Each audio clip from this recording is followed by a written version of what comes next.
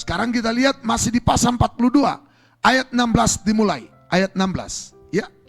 Suruhlah seorang daripadamu untuk menjemput adikmu itu, tetapi kamu ini harus tinggal terkurung di sini. Dengan demikian perkataanmu dapat diuji apakah benar, dan jika tidak, demi hidup Firaun sungguh-sungguhlah kamu ini pengintai. Iya.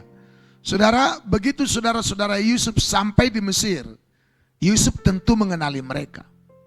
Tetapi Yusuf tidak lagi mereka kenal. Karena apa? Beda tampilannya. Karena Yusuf sekarang sudah jadi mangku bumi di Mesir. Dan mereka tidak menduga itu. Saya mau beritahu, mereka yang berjalan dalam visi. Mereka yang berjalan dalam visi dari Tuhan. Mereka yang berjalan dalam firman Allah akan sulit dikenali oleh orang-orang yang tidak berjalan dalam firman Tuhan. Haleluya. Orang-orang yang berjalan dalam visi Tuhan semua hidupnya akan di luar dugaan kita. Apa yang terjadi pada Yusuf semua di luar dugaan daripada saudara-saudaranya. Saya mau beritahu kalau saudara dan saya hidup dalam visi dari Tuhan. Saudara dan saya hidup menurut penyataan Tuhan. Oh, haleluya. Haleluya. Kita nggak akan pernah bisa dinilai oleh orang lain. Amin. Tapi kita akan dapat menilai orang lain. Amin. Yusuf bisa melihat kalau saudara-saudaranya datang ke Mesir tapi saudara-saudaranya tidak mengenali dia. Lalu dia buat strategi, dan ini pun tidak terjadi secara kebetulan. Itu semua atas seizin Tuhan. Dan ada hal rohani, pengajaran penting yang kita mau dapat dari kisah ini. Lalu Yusuf berkata, saudara, kamu ini pengintai. Sengaja dia buat begitu. Lalu dia berkata begini dalam ayat 16, suruhlah seorang daripadamu untuk menjemput adikmu itu. Tetapi kamu ini harus tinggal terkurung di sini. Dengan demikian perkataanmu dapat diuji apakah benar. Dan jika tidak, demi hidup Firaun sungguh-sungguhlah kamu ini pengintai. Karena apa saudara? Di awal sudah ditanyain sama si Yusuf. Kamu ini dari mana? Padahal dia tahu ini kan saudara-saudaranya. Kami ini orang Ibrani dari tanah Kanaan. Oh ya? Kamu berapa bersaudara? Ada 12. Satu udah mati. Namanya Yusuf, katanya. Aku pula ini. Lalu satu lagi, di mana? Kok kamu tuh cuma 10 orang? Satu lagi tinggal dengan ayah kami, si Benyamin, dan ayah kami tidak memberikan dia untuk ikut bersama dengan kami karena takut binatang buas dan bla bla bla bla bla bla bla bla. Oke, bapakmu masih hidup? Masih hidup. Tinggal di mana sekarang? Oke, kalau udah begitu, oke, kamu boleh bawa gandum, tetapi jemput dulu adikmu itu. Biar aku tahu apakah kamu ini sungguh-sungguh jujur dengan kesaksianmu. Jadi saudara dan saya akan diuji oleh Tuhan. Ingat, segomer itu adalah ujian Tuhan. Kan kita udah dengar itu minggu lalu. Dan jujur, saya enggak berpikir untuk bicara ini lagi hari ini. Di hadapan Tuhan saya ngomong. Saya tidak berpikir untuk bicara ini lagi hari ini. Tapi ketika Tuhan bawa saya ke sini, Tuhan, kalau gitu ini masih sambungan firman Tuhan dari yang lalu. Padahal temanya pertama yang saya dapat dari Tuhan, hidup hanya oleh karena kemurahan Tuhan. Tapi ternyata Tuhan bawa ke sini. Dan saya tahu ini hati Tuhan untuk umat Tuhan sekarang. Amin. Khususnya jemaat Zaitun dan juga semua tubuh Kristus dimanapun saudara berada. Jangan bermain-main dan jangan dengar pendeta-pendeta yang meremehkan 1/10. Memang itu hal kecil. Tapi jangan lupa, kita sering gugur, kita sering tidak taat dalam hal itu. Dan saya mau beritahu kepada kita semua, kita harus belajar jujur dalam hal ini. Karena kalau kita tidak jujur dalam hal ini, saudaraku, kita akan disebut hanya sebagai pengintai. Artinya pengintai itu kan berarti orang-orang yang ingin mencelakakan apa yang diintai, betul nggak? Percis seperti Yudas. Bukankah Yudas jadi pengintai bagi orang-orang Farisi, bagi imam-imam dan tua-tua Yahudi? Dia jadi pengintai. Makanya nggak salah tangkap. Haleluya. Haleluya. Terus ayat 17. Dan dimasukkannya lah mereka bersama-sama ke dalam tahanan 3 hari lamanya. Iya, semua yang 10-10-nya itu dimasukkan ke dalam tahanan. Ya, terus. Pada hari yang ketiga berkatalah Yusuf kepada mereka, Ya. buatlah begini, maka kamu akan tetap hidup. Ya. Aku takut akan Allah. Iya, terus. Jika kamu orang jujur, Jika kamu jujur, biarkanlah dari kamu bersaudara tinggal seorang terkurung dalam rumah tahanan. Satu dari kamu bersaudara yang 10 ini tinggal terkurung dalam rumah tahanan. Terus? Tetapi pergilah kamu, bawalah gandum untuk meredakan lapar seisi rumahmu. Iya. Terus? Tetapi saudaramu yang bungsu itu haruslah kamu bawa kepadaku, supaya perkataanmu itu ternyata benar dan kamu jangan mati. Demikianlah diperbuat mereka. Iya. Ditahan satu orang. Ya. Terus lompat ke ayat 24. Maka Yusuf mengundurkan diri dari mereka lalu menangis. Kemudian ia kembali kepada mereka dan berkata-kata dengan mereka. Ia mengambil Simeon dari antara mereka lalu disuruh belenggu di depan mata mereka. Sengaja. Jadi satu ditahan. Simeon. Yang 9 lagi disuruh pulang untuk bawa gandum. Untuk meredakan kelaparan yang ada di rumah mereka. Jadi satu, haleluya, ditahan, 9 disuruh pulang. Dan Yusuf berkata, kamu harus bawa adikmu yang kau beritahu ada di rumah ayahmu untuk kembali datang ke sini. Karena Yusuf tahu kelaparan ini masih akan terjadi 5 tahun lagi. Kan begitu ya? Dan akan terjadi selama 7 tahun. Dan Yusuf tahu kalau mereka akan kembali datang untuk beli gandum. Dan gandum yang mereka beli ini gak akan cukup untuk meredakan kelaparan sampai akhir, sampai batas kesukaran, gak mungkin. Lalu apa yang terjadi, saudaraku? Ya, terjadilah. ini sekali lagi, ini bukan hanya sebuah cerita masa lalu, cerita kuno tentang hidup daripada umat Tuhan zaman dulu, enggak. Tapi ini ada kaitannya dengan hidup saya dan saudara. Amin. Yang menghadapi juga hari-hari sukar di masa yang sukar ini. Haleluya. Haleluya. Lalu Simeon diambil. 9 itu disuruh pulang untuk membawa gandum.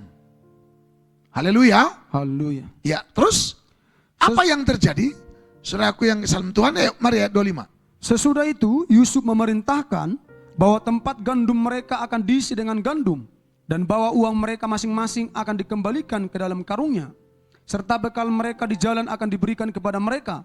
Demikianlah dilakukan orang kepada mereka itu. Baik, kita sekarang lompat ke Kejadian pasal 43 ayat 1 mulai.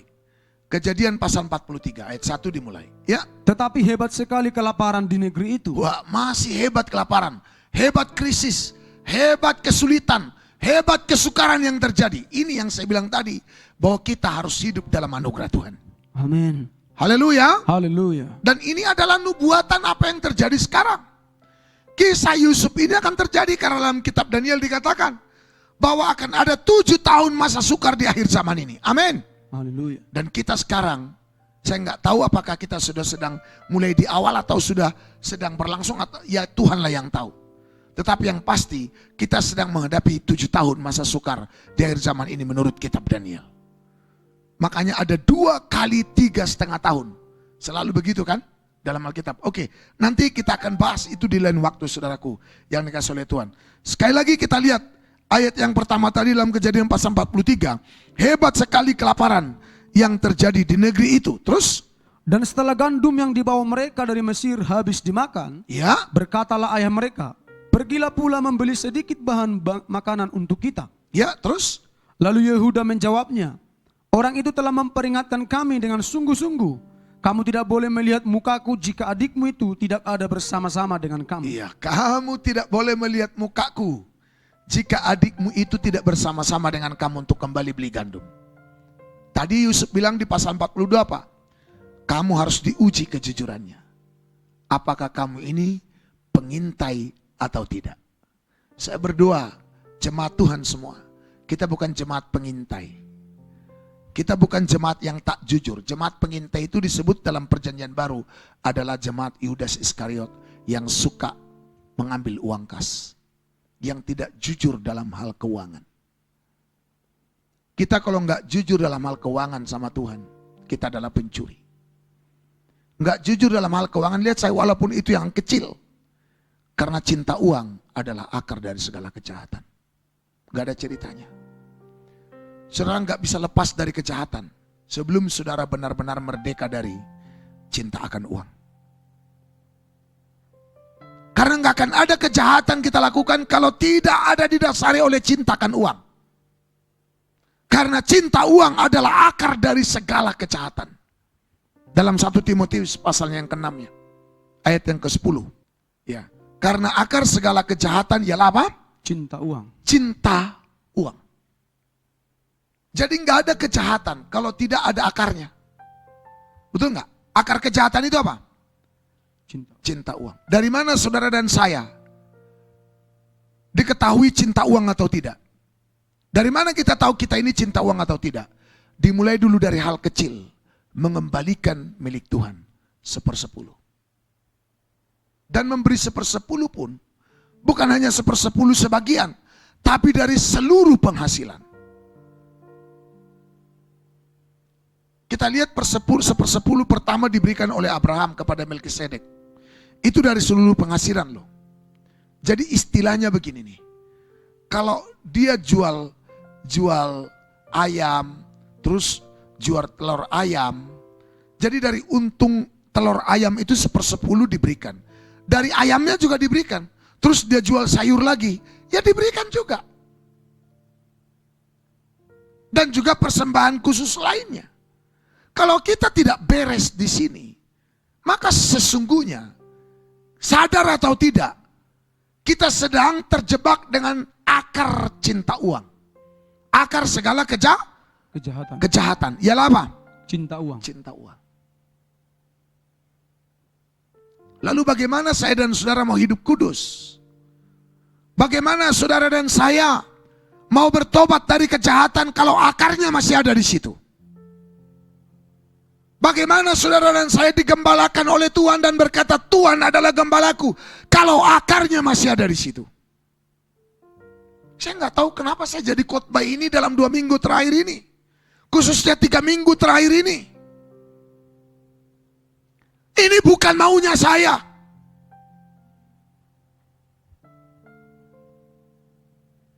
Tanya Tuhan lah. Apakah apa yang saya sampaikan ini berasal dari Tuhan atau dari keinginan saya sendiri? Haleluya. Haleluya. Akar segala kejahatan adalah cinta uang. Jadi ketika kita tidak beres soal uang, khususnya dalam hal 1/10 dan persembahan khusus, maka sadar atau tidak, ada roh cinta uang pada orang itu. Dan kalau ada roh cinta uang, itu adalah akar segala Kejahatan. Mungkin gak kita digembalakan Tuhan kalau masih hidup dengan akar segala kejahatan? Karena kalau masih cinta uang, itu berarti masih menduakan Tuhan, menjadikan Tuhan, uang, mamon jadi Tuhan. Makanya Yesus berkata, tidak boleh mengabdi kepada 2 Tuhan, kepada Allah dan kepada mamon. Jadi kalau kita berkata Tuhan adalah gembalaku, berarti kita sudah lepas dari Tuhan-Tuhan yang lain, termasuk juga Tuhan perut dan Tuhan mamon. Dan satu-satunya Tuhan kita, gembala kita adalah Tuhan Yesus. Haleluya. Karena dalam Yohanes 10 ayat 27 dikatakan, domba-dombaku mendengar suaraku, dan mereka, aku mengenal mereka, dan mereka mengikut aku. Dan di dalam ayat yang ketiga, saudaraku, ya, domba-domba itu, coba dibaca dulu. Untuk dia penjaga membuka pintu, dan domba-domba mendengarkan suaranya, dan ia memanggil domba-dombanya masing-masing menurut namanya, dan menuntunnya keluar. Ada lagi ayat, kalau mereka dengar suara asing mereka lari. Coba di ayat berapa itu? Masih di Yohanes pasal 10 itu. Ayat 4. Ayat 4. Ya. Ya. Tetapi seorang asing pasti tidak mereka ikuti. Mulai dulu dari ayat 4. Mulai dulu dari ayat 4. Jika semua dombanya telah dibawanya keluar, Ya. ia berjalan di depan mereka, dan domba-domba itu mengikuti dia. Terus Karena mereka mengenal suaranya. ayat 5 perhatikan. Tetapi seorang asing pasti tidak mereka ikuti. Orang asing pasti tidak diikuti oleh si domba. Karena apa? Dia cuma kenal suara gembalanya. Amin. Amin. Amin. Jadi kalau kita sudah lepas dari roh mamon, maka kita hanya kenal suara Tuhan. Amin. Kita menyadari betapa kita sangat membutuhkan Tuhan dan firman-Nya. Amin. Amin. Amin. Makanya lepas dulu dari roh mamon. Haleluya. Haleluya. Tetapi seorang asing pasti tidak mereka ikuti. Terus? Malah mereka lari daripadanya. Ya. Karena suara orang-orang asing tidak mereka kenal. Yes. Jadi yang dikenal oleh domba itu hanya suara gembalanya. Amin. Dan kalau Tuhan gembala kita, maka yang kita kenal suara di telinga kita hanya suara Tuhan. Amin. Haleluya. Haleluya. Kalau betul dia sudah jadi Tuhan di hidup kita, nggak ada lagi mamon. Kita akan menjadi orang-orang yang menyadari betapa kita sangat membutuhkan Tuhan dan firman-Nya. Dan orang yang beginilah yang disebut orang yang tinggal di dalam penggembalaan Tuhan. Dan yang berkata, Tuhan adalah gembalaku, takkan kekurangan aku. Sehingga kebajikan dan kemurahan belaka akan mengikut aku. Jadi memberi 1/10 itu bukan mau menyogok Tuhan. Emangnya Tuhan bisa disogok? Memberi 1/10 itu ingat, menyenangkan hati Tuhan. Amin. Bukan mau sogok Tuhan. Kalau ada pendeta yang bilang 1/10 mau kau buat menyogok Tuhan, tidak. Tapi itu adalah tindakan menyenangkan hati Tuhan. Amin. Tertulis dalam Malaki pasal 3. Ada haleluya. Haleluya. Harus kembali kepada Alkitab. Katakan amin. Amin. Katakan haleluya. Haleluya. Lalu apa yang terjadi? Kembali lagi ke Kejadian pasal 43 tadi. Setelah hebat kelaparan di sana. Lalu ayat yang kedua, ya. Dan setelah gandum yang dibawa mereka dari Mesir habis dimakan, Ya, berkatalah ayah mereka, pergilah pula membeli sedikit bahan makanan untuk kita. pergilah pula beli bahan makanan. Terus, Lalu Yehuda menjawabnya, ya yang dijawab di sini adalah Yakub. Terus, orang itu telah memperingatkan kami dengan sungguh-sungguh, kami tidak boleh melihat mukaku jika adikmu itu tidak ada bersama-sama dengan kamu. terus, Jika engkau mau membiarkan adik kami pergi bersama-sama dengan kami, maka kami mau pergi ke sana dan membeli bahan makanan bagimu. ayat 5. Tetapi jika engkau tidak mau membiarkan dia pergi, maka kami tidak akan pergi ke sana. Sebab orang itu telah berkata kepada kami, kamu tidak boleh melihat mukaku jika adikmu itu tidak ada bersama-sama dengan kamu. Tadi 10 orang pertama berangkat ke Mesir. Pulang kembali ke tanah Kanaan bawa gandum berapa orang? 9. Tinggal berapa orang di Mesir? Tinggal Simeon sendiri. Bersama dengan Yusuf tentunya, anak dari Yakub. Betul kan? Nah, Yusuf bilang apa ternyata kepada mereka? Menurut ayat yang keempat ini, ya, bahwa adikmu itu harus kau bawa untuk membuktikan kejujuranmu. Dan kalau tidak kamu bawa, kamu tidak boleh melihat mukaku lagi. Ayat berapa itu tadi? Ayat 5. Ya, ayat yang kelima. Kamu tidak dapat melihat mukaku. Terus, jika adikmu itu tidak ada bersama-sama dengan kamu. Terus ayat 6. Lalu berkatalah Israel, mengapa kamu mendatangkan malapetaka kepadaku dengan memberitahukan kepada orang itu bahwa masih ada adikmu seorang? Nah, ingat tadi di pasal 42 kalau Yakub itu sangat berat untuk mengikut sertakan Benyamin ikut. Karena takut kecelakaan, sebab ini anak satu-satunya yang dianggap hidup dari istri yang paling dicintainya. Ya, terus Jawab mereka, orang itu telah menanyai kami dengan seksama tentang kami sendiri dan tentang sanak saudara kita. ya, Masihkah hidupkah ayahmu? ya, terus Adakah adikmu lagi? ya ditanyain karena memang Yusuf tahu kan siapa mereka.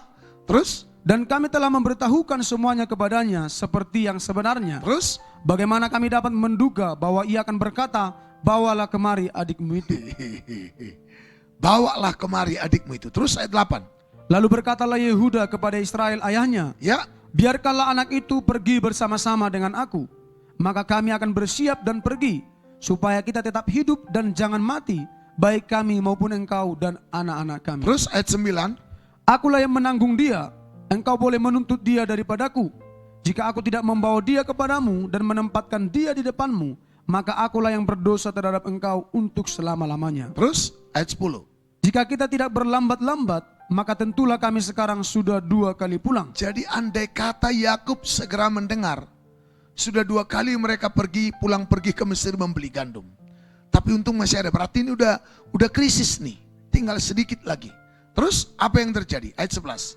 Lalu Israel ayah mereka berkata kepadanya, Ya, jika demikian perbuatlah begini, ambillah hasil yang terbaik dari negeri ini dalam tempat gandummu, dan bawalah kepada orang itu sebagai persembahan sedikit balsam dan sedikit madu, damar dan damar ladan, buah kemiri dan buah badam. Terus? Dan bawalah uang 2 kali lipat banyaknya. Uang yang telah dikembalikan ke dalam mulut karung-karung itu haruslah kamu bawa kembali. Mungkin itu suatu kehilapan. Terus ayat 13. Bawalah juga adikmu itu, bersiaplah dan kembalilah pula kepada orang itu. Terus? Allah yang Maha Kuasa kiranya membuat orang itu menaruh belas kasihan kepadamu, supaya ia membiarkan saudaramu yang lain itu beserta menjamin kembali. Mengenai aku ini, jika terpaksa aku kehilangan anak-anakku, biarlah juga kehilangan. Jadi nggak gampang ya. Untuk jujur memberikan 1/10 itu nggak gampang. Ini gambaran Yakub untuk menyuruh anaknya 10/10-nya membeli gandum ke Mesir. Enggak mudah, saudara. Walaupun itu masih termasuk perintah kecil. Sampai akhirnya Yakub berkata, jika terpaksa aku kehilangan anak-anakku, biarlah aku kehilangan. Apalagi untuk orang yang penghasilannya boleh dibilang pas-pasan. Mau yang penghasilannya pas-pasan dan yang penghasilannya lebih pun ini tetap berat. Kenapa? Untuk yang pas-pasan mikir, lah gaji segini aja nggak cukup, apalagi dikurangi lagi 1/10. Itu untuk yang pas-pasan. Untuk yang lebih besar penghasilannya menganggap terlalu besar ini persembahan, dikembalikan ke rumah Tuhan. Jadi ini tantangan, saudara. Ini tantangan. Saya lihat banyak anak Tuhan yang gagal kok di sini. Ketika mereka dapat berkat besar, mereka nggak bisa kok mengembalikan 1/10 dari berkat besarnya. Dan ketika mereka ada penghasilan sedikit, mereka juga mikir 2 kali. Nah, Tuhan sengaja izinkan itu terjadi untuk mengajar kita belajar percaya kepada Tuhan dan mempercayakan hidup kita pada Tuhan. Amin. Dari mana saudara dan saya tahu kalau kita percaya Tuhan kalau nggak dalam keadaan yang seperti itu? Ada saatnya kita akan merasa besar sekali persembahan kita ini kita kembalikan kepada Tuhan.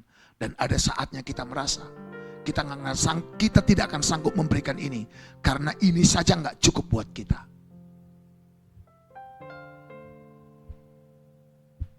Jadi nggak mudah ini. Tapi lihat keputusan Yakub. Jika terpaksa aku harus kehilangan anak-anakku, biarlah aku kehilangan. Artinya gini, kalau terpaksa aku kelaparan, jadilah asal karena mentaati Tuhan. Haleluya. Haleluya. Dan kalau terpaksa saya harus kehilangan berkat karena merasa ini terlalu besar saya berikan, saya lakukan. Kalau kita berani seperti itu, kita akan lihat bagaimana kemuliaan, kebajikan, kemurahan Tuhan menyertai kita. Amin. Lalu ayat 15. Ya. Lalu orang-orang itu mengambil persembahan itu dan mengambil uang 2 kali lipat banyaknya, beserta menjamin juga. Mereka bersiap dan pergi ke Mesir. Kemudian berdirilah mereka di depan Yusuf. Berdiri di depan Yusuf. Sehingga dinyatakan bahwa kesaksian mereka benar. Dan mereka orang jujur. Haleluya. Haleluya. Jadi setelah Benyamin ikut bersama mereka, berarti mereka untuk membeli gandum yang kedua itu ada berapa orang lagi jumlahnya?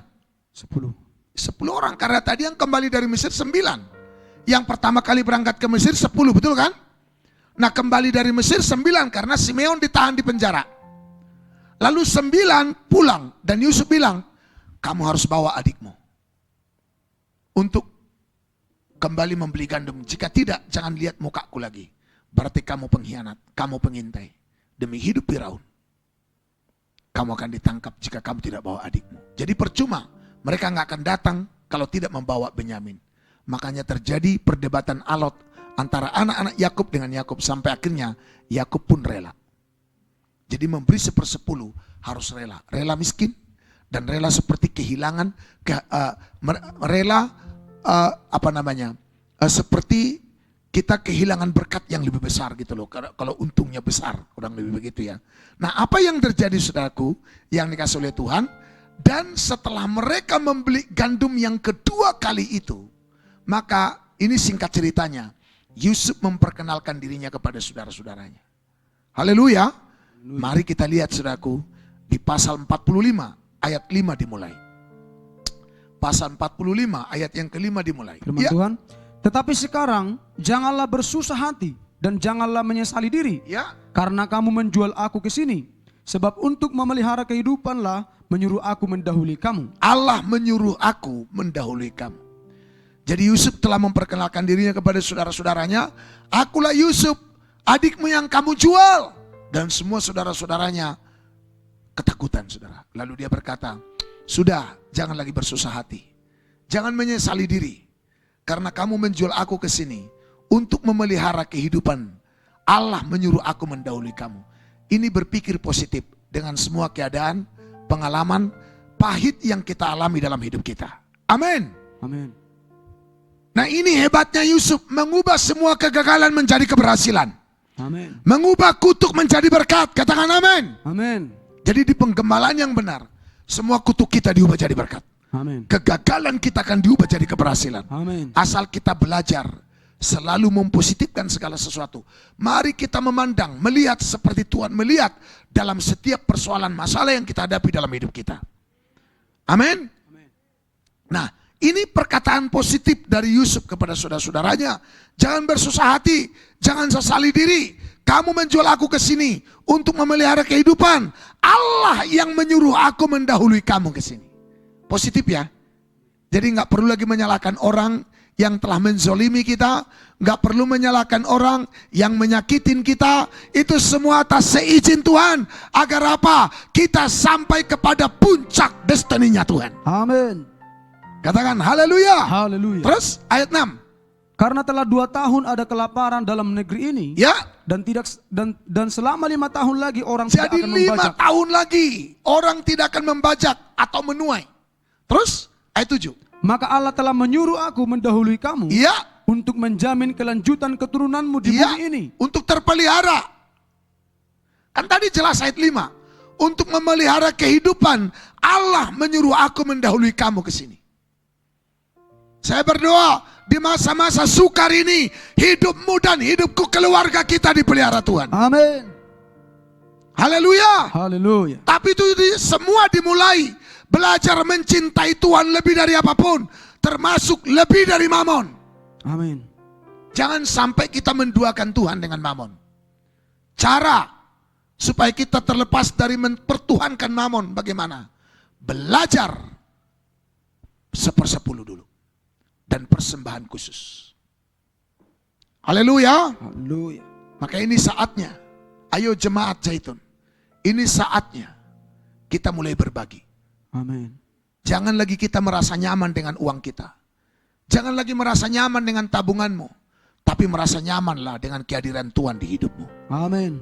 Haleluya. Haleluya. Ya, terus ayat 6 sekali lagi. Ayat berapa sekarang? Ayat 7. Ya, ayat 7. Allah telah menyuruh aku mendahului kamu untuk menjamin kelanjutan keturunanmu di bumi ini Terus? dan untuk memelihara hidupmu sehingga sebagian besar daripadamu tertolong. Ya, sebagian besar tertolong. Ini setelah mereka datang dengan jujur membawa adiknya Benyamin. Mereka kembali membeli gandum yang kedua kali itu tetap 10 orang.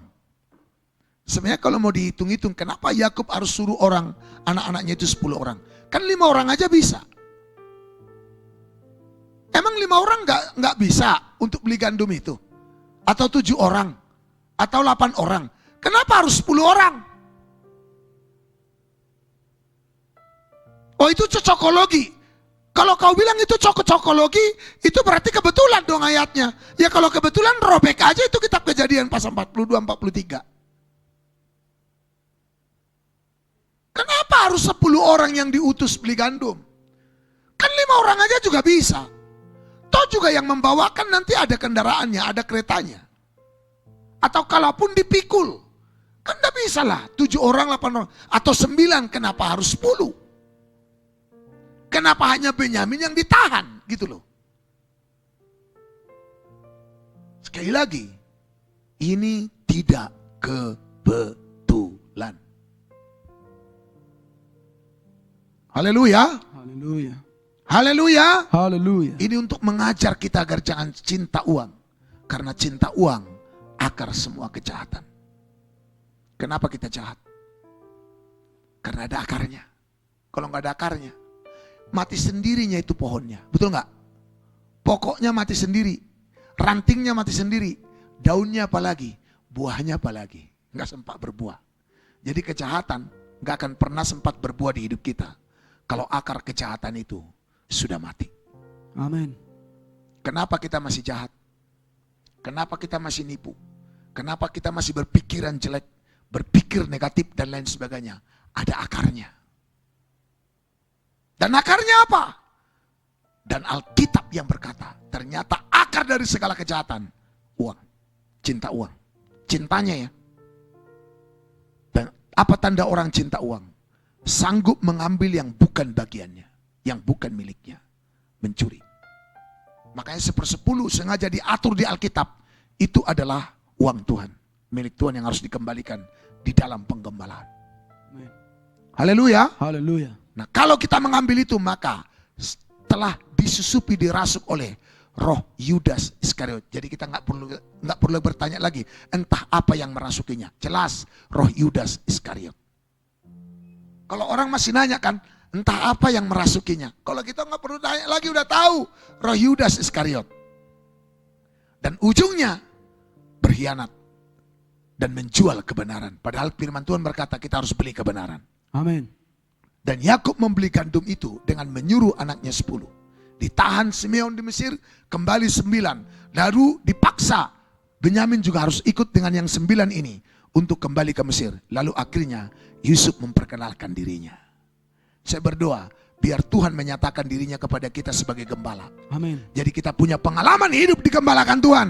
Karena apa? Kita sudah merdeka dari roh cinta akan uang. Amin. Katakan haleluya. Haleluya. Jadi kita mau putus dulu nih akar kejahatan itu. Dan akar kejahatan harus kita putus. Jangan cuma penularan corona yang kita putus. Tapi akar kejahatan gak diputus. Akar kejahatan cinta uang. Kalau akar penularan corona sosial ya bersatu kan begitu ya. Lalu untuk memutus harus social distancing. Sekarang untuk memutus akar kejahatan bayar 1/10 dan korban-korban sulung, korban khusus. Haleluya. Mana haleluyanya? Haleluya. Ini kalau saya khotbah begini, ini bukan karena kami lagi kekurangan. Kami bagi-bagi sembako. Kami bagi-bagi nasi bungkus terus. Tanya tuh masyarakat. Cuma kami nggak mau posting-posting, nggak perlu. Saya bisa posting tiap hari terus aku pergi. Oh, selaku sekarang yang mau tergerak silakan. Nggak. Saya khotbah ini bukan untuk menggerak-gerakkan saudara. Termasuk dimanapun saudara berada, jangan pikir saya lagi sedang menggerak-gerakkanmu. Haleluya. Termasuk jemaat pun nggak kasih juga nggak apa-apa. Yang penting saya sudah sampaikan firman Tuhan. Amin. Bagian saya menyampaikan firman. Didengar atau tidak itu bukan urusanku. Jadi jangan berharap nih pendengar radio, oh itulah pintarnya pendeta itu untuk memperkaya diri. Bawa uangmu itu, saya nggak butuh uangmu, Tuhan juga nggak butuh uangmu. Haleluya. Haleluya. Kami lebih butuh Tuhan. Dan kami tahu kalau ada Tuhan, semuanya yang kami butuhkan kan Tuhan sediakan. Amin. Haleluya. Haleluya. Jadi kalau saya sampaikan ini karena ini kebenaran. Supaya orang jangan sampai salah pengertian soal 1/10 ini. Ini memutus roh cinta akan uang. Bukan mau menyogok Tuhan. Amin. Haleluya. Haleluya. Mau diputus roh cinta uangnya, roh akar kejahatannya? Amin. Mau diputus akar kejahatannya? Amin. Bayangkan loh, cinta uang akar segala kejahatan. Segala loh. Jadi kalau masih berbuat jahat, jangan salah, itu karena masih ada akarnya. Shalom. Coba jemaat yang di rumah, tulis hashtag, saya sudah gak pernah lagi berbuat jahat. Kalau memang sudah gak pernah lagi berbuat jahat ya. Tapi kalau masih, bilang, saya masih ada kejahatan. Jujur yuk. Jujur kita. Kalau masih ada kejahatan. Itu berarti karena masih ada akarnya. Cinta akan uang. Makanya yuk kita bereskan ini. Haleluya. Sementara ada banyak anak Tuhan yang lain. Perpuluhan itu udah terlalu kecil buat mereka. Bahkan 100% pun, 90% pun mereka kembalikan pada Tuhan. Tapi bukan berarti 1/10 itu kita remehkan, enggak. Itu tetap firman kebenaran yang harus disampaikan. Amin. Harus seimbang, saudaraku. Lakukan yang satu dan jangan diabaikan yang lain. Katakan haleluya. Haleluya. Yes, jelas ya? Amin. Amin. Ya, lalu kita lihat lagi, saudaraku, apa yang terjadi. Lanjut ayat yang keberapa sekarang? 8. Ayat 8, ya. Jadi bukanlah kamu yang menyuruh aku ke sini, Ya, tetapi Allah. Dialah yang telah menempatkan aku sebagai bapa bagi Firaun ya. dan tuan atas seluruh istananya dan sebagai kuasa atas seluruh tanah Mesir. Terus ayat 9, Segeralah kamu kembali kepada bapa dan katakanlah kepadanya, ya. beginilah kata Yusuf anakmu, Allah telah menempatkan aku sebagai tuan atas seluruh Mesir. Terus, Datanglah mendapatkan aku, janganlah tunggu-tunggu. terus ayat 10. Engkau akan tinggal di tanah Goshen. Engkau akan tinggal di mana? Di tanah Goshen. Oh. Terus lanjut. Dan akan dekat kepadaku, engkau serta anak dan cucumu, kambing domba dan lembu sapimu dan segala milikmu. Iya, terus 11. Di sanalah aku memelihara engkau, sebab kelaparan ini masih ada 5 tahun lagi. 5 tahun lagi. Ini juga saya nggak tahu apakah masih terjadi krisis 5 tahun lagi, saya juga nggak tahu. Apakah kita sudah masuk tahun kedua di 7 tahun masa sukar? Saya juga nggak tahu. Kalau kita lihat ya, lihat semua ini penting. Israel itu merdeka, saya sudah pernah sampaikan kan. Ini mengingatkan lagi jemaat Tuhan. 1948. 2018 kemarin, Israel berumur 70 tahun setelah merdeka. Di Mazmur 90 berkata, masa hidup kami 70, jika kami kuat 80. Lalu apa yang terjadi? Kebanggaannya dari 70 ke 80 adalah kesukaran dan penderitaan. 2018 saya sudah sampaikan bahwa dari sejak sekarang kita sedang masuk kepada masa sukar dan penderitaan menurut ayat ini. Dan ayat ini berkata sekarang di 2020 sudah 2 tahun masa kesukaran, akan ada 5 tahun lagi. Apakah ini kita akan terjadi secara letterlet menurut ayat ini? Tuhanlah yang tahu. Tapi yang pasti, bukan soal masalah mau 5 tahun atau berapa tahun lagi pun nggak masalah. Yang penting sekarang bagaimana hidupmu dan saya dipelihara oleh Tuhan. Amin. Mau 1 tahun lagi, mau 5 tahun lagi, mau 10 tahun lagi, nggak masalah. Mau besok pun, mau 2 bulan lagi, nggak masalah. Yang penting selama 2 bulan ini kita dipelihara Tuhan. Amin. Dan selama 5 tahun lagi, mau terus sampai kapanpun, tetap hidup kita ada dalam pemeliharaan Tuhan. Amin. Itu yang penting. Dan nggak kebetulan juga ya 2018 saya sudah sampaikan itu. Dan sekarang ke 2020 sudah 2 tahun.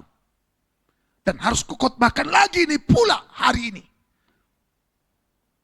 Tanpa sedikit pun ada niat di hatiku untuk menyampaikan ini. Apakah kita sudah masuk pada 7 tahun masa sukar dan masuk sudah ada pada masa 2 tahun pertama? Tuhanlah yang tahu. Tapi bukan itu yang mau kita bahas, mau tekankan. Yang mau kita tekankan hari ini adalah bagaimana saya dan saudara untuk tinggal di Goshen dan dalam pemeliharaan Tuhan. Amin. Dan akhirnya Yakub dan seluruh keluarganya dibawa hijrah dari Kanaan ke Goshen, ke Mesir. Di sana mereka akan terpelihara selama masa kesukaran itu. Saya berdoa biar semua jemaat tubuh Kristus dimanapun berada yang ada di belahan dunia ini, hidupnya terpelihara oleh Tuhan selama masa kesukaran dan penderitaan ini. Amin. Jangan sampai kita pula menuai murka Tuhan, tapi kita menuai kebajikan dan kemurahannya. Amin.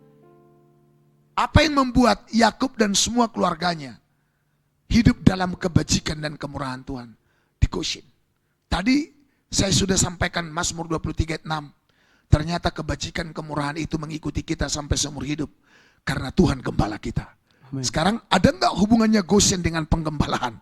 Mari kita lihat saudaraku yang kasih Tuhan. Haleluya. Ya, mari kita lihat di dalam Kejadian pasal 46. 31 ayat 31 mulai. Kemudian berkatalah Yusuf kepada saudara-saudaranya Ya. dan kepada keluarga ayahnya itu, aku mau menghadap Firaun dan memberitahukan kepadanya, saudara-saudaraku dan keluarga ayahku yang tinggal di tanah Kanaan telah datang kepadaku. Terus? Orang-orang itu gembala kambing domba, Ya. sebab mereka itu pemelihara ternak, dan kambing dombanya, lembu sapinya dan segala miliknya telah dibawa mereka. 33. Apabila Firaun memanggil kamu dan bertanya, apakah pekerjaanmu? Kalau nanti ditanya Firaun, ini Yusuf ngomong dengan saudara-saudaranya yang sudah sampai di Mesir. Kalau nanti ditanya sama Firaun, apa pekerjaanmu? Terus? Maka jawablah, Ya. hamba-hambamu ini pemelihara ternak sejak dari kecil. Hamba-hambamu ini pemelihara ternak. Sejak dari mana? Kecil. Dari kecil. Terus? Sampai sekarang. Ya. Baik kami maupun nenek moyang kami. Dengan maksud supaya kamu boleh diam di tanah Goshen. Sebab segala gembala kambing domba adalah suatu kekejian. Jadi bagi diam orang di tanah Goshen. Jelas ya. Ternyata ada kaitannya dengan penggembala. Tadi lihat. Mazmur 23 ayat yang ke-6. Kebajikan kemurahan. Kaitannya juga dengan Makanya tema kita hari ini. Hidup hanya oleh karena kemurahan Tuhan. Amin. Amin. Amin. Dan supaya kita di dalam kemurahan Tuhan harus tergembala. Amin. Dan supaya kita tergembala harus belajar memutuskan rantai cinta akan uang yang menjadi akar segala kejahatan. Nangkap. Dengan cara apa? Membeli gandum. Belajar setia 1/10 dan semua berkat khusus yang harus dikembalikan bagi Tuhan. Ada haleluya. Haleluya. Ada haleluya. Haleluya. Jadi jelas bahwa ternyata tanah Goshen itu adalah padang kita tahu semua. Tapi ini sengaja Tuhan ulang. Tuhan ingatkan lagi bagi kita semua. Saya bisa khotbah dari topik manapun, saudara. Tapi saya merasa Tuhan bawa saya untuk menyampaikan ini hari ini. Ada haleluya. Haleluya. Dan kita akan lihat hidup kita di masa-masa kesukaran ini. Itu bagaikan hidup di tanah Goshen. Hidup yang dipelihara oleh Tuhan. Amin. Hidup yang akan membuat kita, saya dan saudara tidak akan ditimpa oleh murka, melainkan beroleh selamat dalam Kristus Yesus Tuhan kita. Katakan amin. Amin. Haleluya. Haleluya. Wow. Amin. Jelas ya. Kembali lagi saudara, ya, dalam Kejadian pasal yang ke-45 tadi. Udah ayat berapa sekarang itu? Ayat 11. Ya, ayat 11. Di sanalah aku memelihara engkau, Ya, sebab kelaparan ini masih ada 5 tahun lagi. 5 tahun lagi kelaparan ini. Aku akan pelihara engkau di tanah Goshen.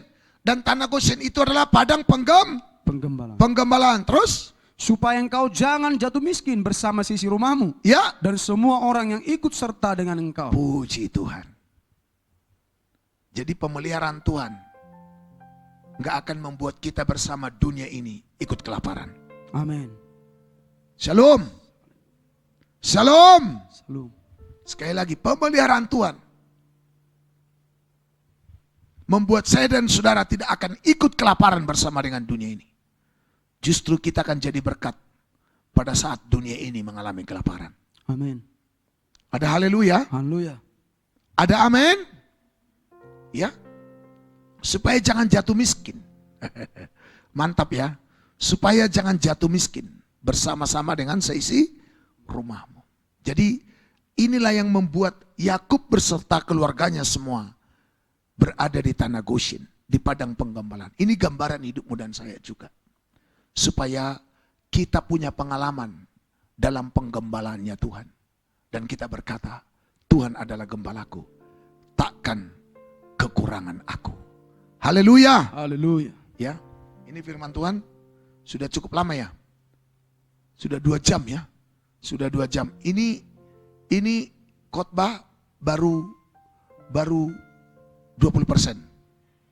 Ya, dan minggu depan kita akan belajar karena ini masih 1 ya. Dan ya masih 20%. Minggu depan kita akan belajar sebagai umat yang tergembala. Kita harus memperhatikan kemurahan Tuhan dan juga kekerasannya supaya kita hidup seimbang dalam pengikutan kita kepada Tuhan. Itu minggu depan akan kita bahas. Tapi sekarang sudah jelas, saudara, kita harus hancurkan, kita harus putus roh cinta uang itu dari hidup kita. Karena itu adalah akar segala kejahatan. Kejahatan tidak akan membuat kita tinggal di padang penggembalaannya Tuhan. Selama masih ada roh mamon dan masih mempertuhankan mamon, kita nggak akan pernah bisa menjadikan Tuhan satu-satunya gembala agung dalam hidup kita. Maka kita akan dengar nanti suara asing. Sebab tadi dalam ayat 4 dan 5 dalam Yohanes pasal 10, domba-domba itu firman Tuhan katakan, kalau mendengar suara asing, mereka lari karena mereka tidak mengenal suara itu. Jadi kalau ada dua tuanmu, ada dua gembalamu, uang dan mamon. Mamon dan Tuhan. Berarti kau bisa dengar suara asing. Sebenarnya sebagai umat Tuhan, gak ada suara asing yang bisa kita dengar selain suara Tuhan. Amin. Suara firman kebenaran. Katakan amin. Amin. Kalau kau tidak dombanya Tuhan, di masa sukar ini, kau akan tuai murka Tuhan. Tapi kalau kau bertobat, kau mau dengar suara penggembalaan, suara firman, kau belajar tunduk, kau belajar terpimpin dalam penggembalaan yang benar ya. Bukan gembala pandir, bukan gembala palsu. Haleluya, dalam penggembalaan yang benar. Kalau saudara orang benar, pasti akan menemukan tempat padang penggembalaan. Amin. Kalau saudara dengar yang lain, itu berarti bukan domba. Tapi kalau kita domba, pasti suara asing itu aneh di telinga kita. Sekali lagi nih. Haleluya. Haleluya. Amin. Amin. Jadi jangan dengar kalau orang meremehkan dan berkata perpuluhan sudah enggak relevan lagi sekarang, omong kosong. Kita sudah dengar minggu lalu. Tapi ingat, 1/10 itu dari segala penghasilan. Ini yang terakhir. Ini yang terakhir. Mari kita lihat kembali kepada Kejadian, ya. Kejadian pasal 14. Ya, jadi 1/10 itu sebelum Taurat. Jadi jangan bilang 1/10 itu adalah Taurat. Sebab Abraham itu hidup sebelum Taurat. Taurat itu diberikan kepada Musa setelah mereka keluar dari Mesir di padang gurun. Jadi Abraham sudah ada sebelum Musa. Justru Musa itu adalah keturunan Abraham yang sudah ke beberapa gitu loh ya. Nah, mari coba lihat Kejadian 14 ayat 20. Dan terpujilah Allah yang maha tinggi, Ya, yang telah menyerahkan musuhmu ke tanganmu. Lalu Abraham memberikan kepadanya 1/10 dari semuanya. iya. Lalu Abraham memberikan kepadanya 1/10 dari semuanya. Siapa yang layak terima 1/10 itu? Perhatikan, ini gembala. Makanya lihat ayat 18. Melkisedek Raja Salem membawa roti dan anggur. Ia seorang imam Allah yang maha tinggi. Terus, Lalu ia memberkati Abraham, katanya, diberkatilah kiranya Abraham oleh Allah yang maha tinggi, pencipta langit dan bumi. jadi Melkisedek itu gambaran penggembalaan, membawa roti dan anggur yang memimpin saya dan saudara menyatu kepada korban Kristus. Amin. Itulah perjamuan kudus. Makanya yang berhak memimpin perjamuan kudus dalam gereja itu siapa? Gembala. Tapi bukan cuma bawa kasih perjamuan kudus, tetapi dia mampu membawa roti hidup. Amin. Firman pengajaran yang benar, yang membuat kita mengetahui dan mengerti hatinya Tuhan. Haleluya. Haleluya. Dan hasilnya hidup kita diberkati, dipelihara. Katakan amin. Amin. Haleluya. Ya, dan kalau kita lihat lagi selanjutnya, Yakub pertama kali memberi 1/10 saudara dalam Kejadian pasal 28 ayat yang ke-22. Ya. Dan batu yang kudirikan sebagai tugu ini akan menjadi rumah Allah. Dari segala sesuatu yang engkau berikan kepadaku, akan selalu kupersembahkan 1/10 kepadamu. Ya, dari segala sesuatu yang engkau berikan kepadaku, akan selalu kupersembahkan apa? 1/10. Jadi 1/10 itu dilakukan ada masanya atau selalu? Kata selalu itu berarti apa? Nggak akan pernah berakhir, betul nggak? Kalau dikatakan berkat Tuhan selalu baru, itu berarti ya baru, nggak akan pernah usang. Katakan amin. Amin. Jadi kata selalu itu continue, terus menerus. Jadi kalau dibilang persepuluhan itu nggak relevan lagi sekarang. Sebab firman Tuhan berkata, Yakub sebagai Israel. Bukankah kita juga disebut secara rohani keturunan Israel? Amin. Haleluya. Haleluya. Maka dikatakan harus selalu. Dari segala sesuatu yang kau berikan kepadaku, akan selalu. Sama-sama katakan, akan selalu. Akan selalu. Haleluya. Jadi nggak akan pernah dikatakan sudah berhenti. Beritahu saya ayatnya. Di mana dikatakan di Alkitab bahwa 1/10 itu tidak lagi relevan sekarang. Di mana ayatnya? Nggak ada ayatnya. Bahkan firman Tuhan berkata, jika hidup keagamaanmu tidak lebih dari ahli Taurat orang Farisi, kamu tidak masuk surga. Sementara ahli Taurat orang Farisi memberi 1/10 dari adas manis, jintan, dan segala penghasilan. Jadi belajar jujur dalam hal ini. Katakan haleluya. Haleluya. Sama-sama katakan jujur. Jujur. Sama-sama katakan belajar jujur. Belajar jujur. Agar jangan sampai kita dirasuk oleh roh Yudas, cinta uang, yang akhirnya hidup kita mengkhianati Tuhan. Mengkhianati Tuhan sekarang gimana caranya? Murtad. Murtad itu sama dengan mengkhianati Tuhan. Dan ingat, hari-hari kemudian roh dengan tegas berkata, akan ada orang murtad. Matius 24 dikatakan juga, banyak orang akan murtad. Karena apa? Mereka berkhianat. Siapa pengkhianat ini? Karena mereka gak pernah lolos lepas dari roh cinta uang. Amin. Tuhan berkati kita semua. Kita tutup Alkitab kita.